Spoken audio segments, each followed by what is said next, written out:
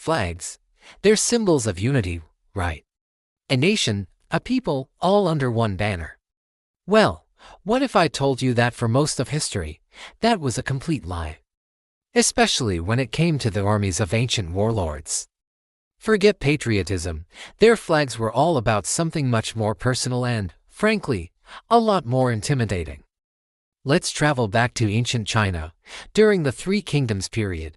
You've probably heard of legendary figures like Cao Cao, Liu Bei, and Sun Quan. When their armies marched, their banners weren't flying slogans about national pride. Oh no. They were much more direct. Towering flags would be emblazoned with just one giant character, the Warlord's surname.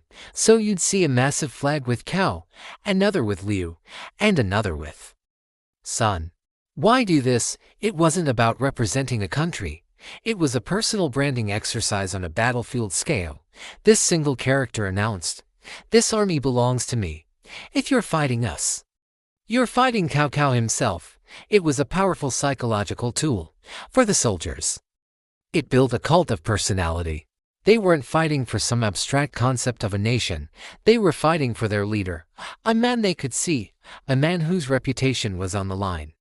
It fostered intense loyalty, the kind that makes soldiers push through impossible odds. For the enemy, it was pure intimidation. Imagine seeing a forest of banners on the horizon, all bearing the name of a famously ruthless general. It's a direct threat. It's like getting a text message from your biggest rival saying, "I'm coming for you." This wasn't about politics, it was personal. It turned every battle into a direct confrontation between the leaders themselves, played out by their thousands of soldiers. This practice wasn't unique to China. Think about the Roman legions. Each legion had its aquila, the eagle standard. Losing that eagle was the ultimate disgrace, not just for the legion, but for its general. The standard represented the honor and power of the legion and its commander. It was their identity.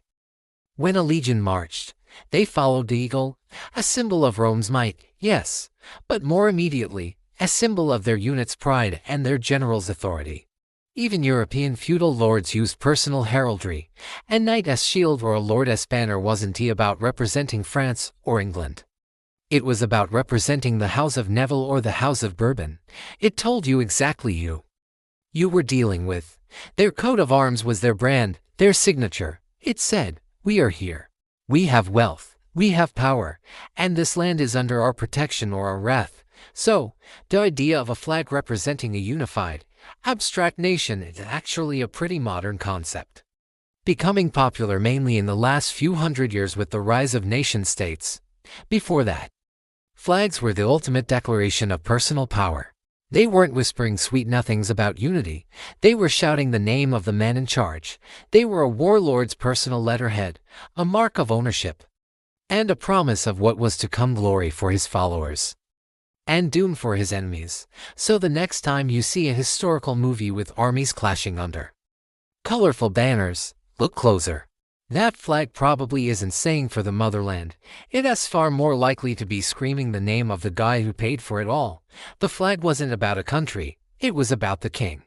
Thanks for watching, and if you enjoyed this dive into the real meaning of historical symbols, be sure to like and subscribe for more.